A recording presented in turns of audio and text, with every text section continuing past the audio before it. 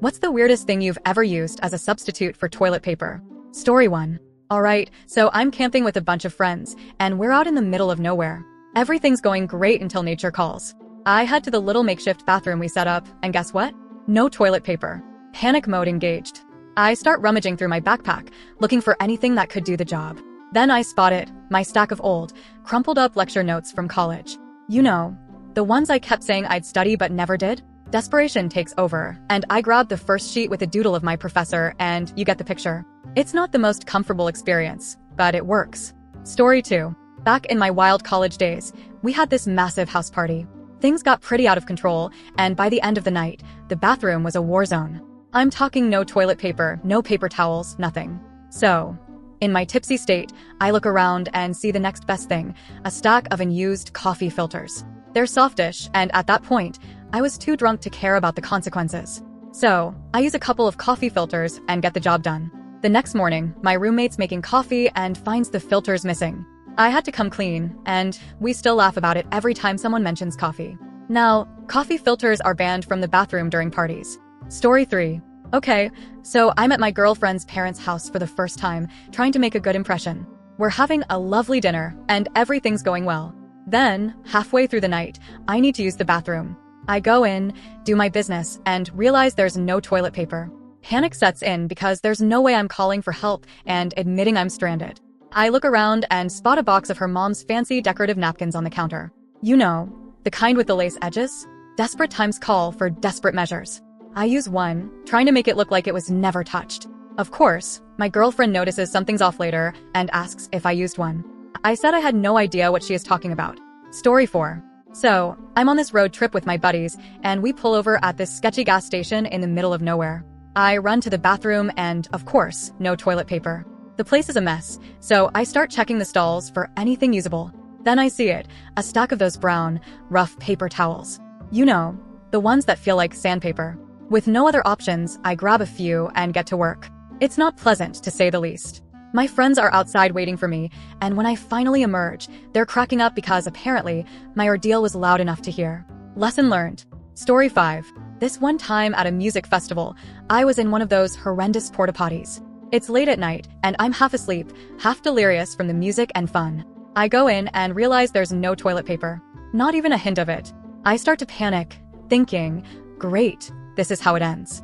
Then I remember I have this bandana tied around my wrist. In my desperation, I take it off and use it. After I got my job done, I toss it in the trash and leave, hoping no one saw.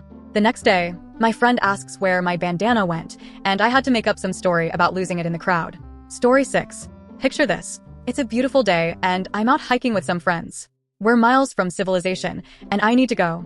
I head into the bushes and quickly realize I didn't pack any toilet paper. I'm frantically looking around and spot some leaves. They look pretty harmless, so I use them. Fast forward a couple of hours, and my backside is itching like crazy. Turns out, those harmless leaves were not so harmless. I had an allergic reaction and spent the rest of the hike squirming and scratching. My friends had a field day with that one, and now they always ask if I've checked my leaves before we go hiking. Story 7. So, I'm visiting my cousin in the countryside, and we're out working on his farm. We're deep in the fields, far from any bathroom, when nature calls. I find a secluded spot and realize I don't have anything to use. I'm panicking, looking around for anything that could work. Then I see it, a bunch of hay bales. Desperate times call for desperate measures, so I grab a handful of hay and do my best. It's scratchy and uncomfortable, but it's all I've got. I get back to work, and my cousin notices I'm walking funny. He puts 2 and 2 together and starts laughing his head off. Story 8. This happened when I was a kid, probably around 10 years old. My family was at this super crowded beach, and the bathrooms were disgusting. I had to go, so my mom handed me a few baby wipes from my little sister's bag and sent me off. I get in the stall, do my business, and realize I dropped the wipes in the sand outside. Panic sets in, and I start looking around for anything usable. I end up grabbing a handful of sand, thinking it'll work like one of those hand scrub things. Big mistake. It was messy and awful. I left the bathroom covered in sand, and my mom just shook her head. From that day on, I always double-check to make sure I've got wipes or toilet paper before heading into any bathroom. Story 9. Backpacking through Europe sounds glamorous until you run into bathroom troubles. I was in this tiny hostel in the middle of nowhere, and they were out of toilet paper. I check my bag and find nothing. Then, inspiration strikes. I have this old, ratty sock that's on its last legs anyway. I figure it's better than nothing. So, I use the sock and throw it away. The next morning, my bunkmate is looking for his missing sock. Turns out, in my sleep-deprived state, I used his sock instead of mine. I had to fess up and buy him a new pair. We still laugh about it whenever we catch up, and he always says, "Hey, at least it wasn't both socks." Story 10. Once, during a family road trip, we stopped at a rest area in the middle of nowhere. I rushed to the bathroom, and guess what? No toilet paper.